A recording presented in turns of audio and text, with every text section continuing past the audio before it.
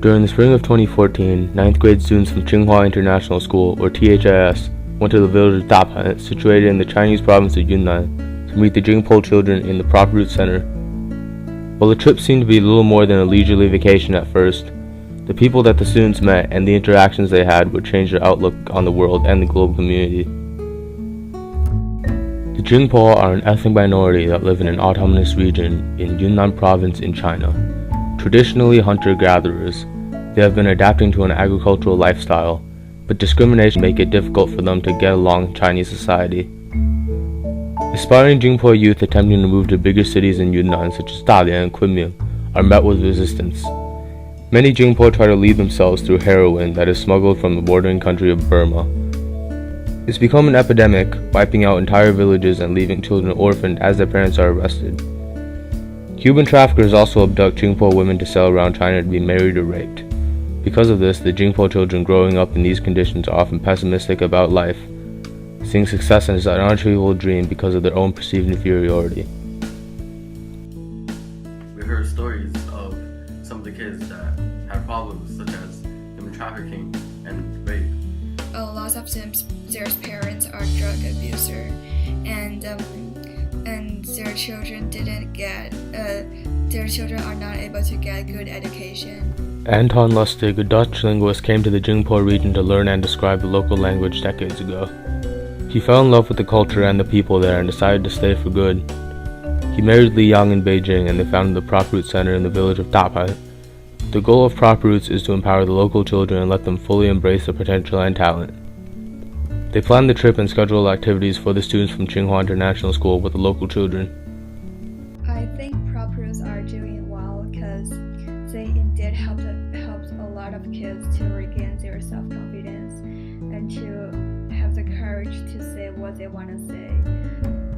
What the PropRoots Center does in that community is both provide a place for children to learn things that they can't in school, and more importantly, it provides a safe and positive environment in which the students can grow up. Leon and people are just a group of wonderful people, and I guess I am just really grateful and thankful that PropRoots exists. On the first day of the trip, the students from Tsinghua International School met with the local kids and hiked across the Dapan area, familiarizing themselves with the local area and the people. When we were hiking, and the local Jingpo kids were teaching me the usage of different plants along the way, and it's really surprised me that they know much more than we do. On the second day, the students built steps together, linking the PropRoots Center to the middle of the village to replace the old dirt road, which was steep and often became muddy and unusable on rainy days.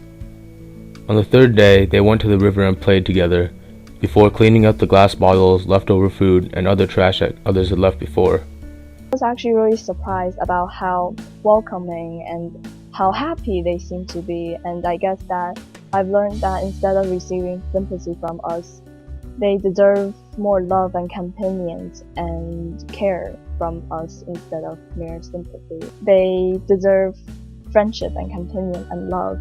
All the Jingpo kids cried when we were about to get on the bus and leave the village. And I realized that these kids with so many problems in their lives, like us from a different world, that could really help them to get through life and help with their confidence. After this trip, the PropRoots told us how the confidence of the children have significantly improved.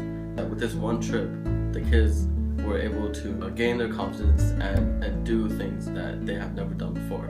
So this is how important these trips are. So after the trip to Yunnan last year, we were asked to do a project, which is to write an ethnography. So basically, I wrote about their lifestyle and how is it different from what described on the internet. It is a documentation of an ethnic group's culture, history, and facts. We believe that publishing them will help these Jingpo people to solve these problems that they're facing and further make their lives better.